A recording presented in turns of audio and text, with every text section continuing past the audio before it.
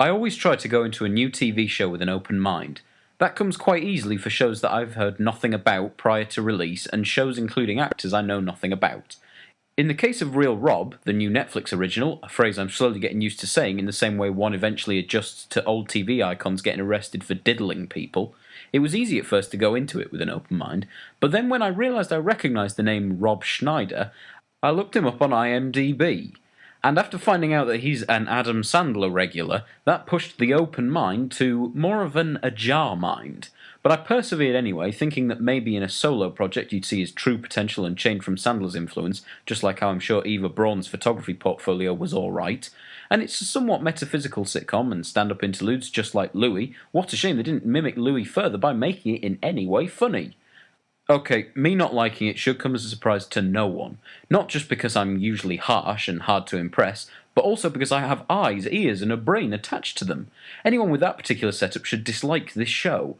Rob Schneider is an excessively rich and apparently famous man, but in this show you're expected to empathise with him. Add to the fact that he's a massive arsehole, and you end up spending the entire show rooting for him to fail, and sadly he never does. Who actually thought this was a good idea? There's an episode of Louis where he tries to splurge on an overly extravagant house, but finds that he can't afford it. Not only could Schneider afford the house, he wouldn't need it as he has a far more expensive house. I imagine the house is bigger in order to increase the splash radius when he shits on his wife's dreams. What's worse, I genuinely think he thinks he's relatable. When he fires his friend because he isn't a good enough personal assistant, he might as well roll his eyes to the camera as if to say, one of these days. There's no self-awareness in the writing at all.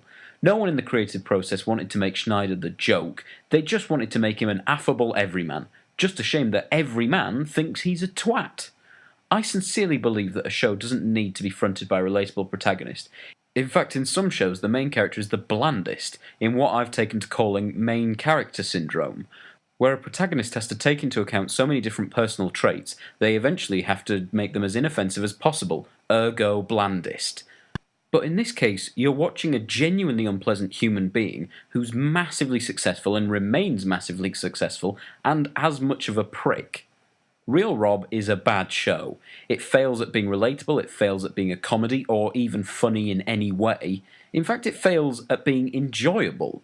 It works pretty well as a piece of socialist propaganda, because after seeing this show I now firmly believe that wealth corrupts, even if all it corrupts is just your ability to be in any way funny.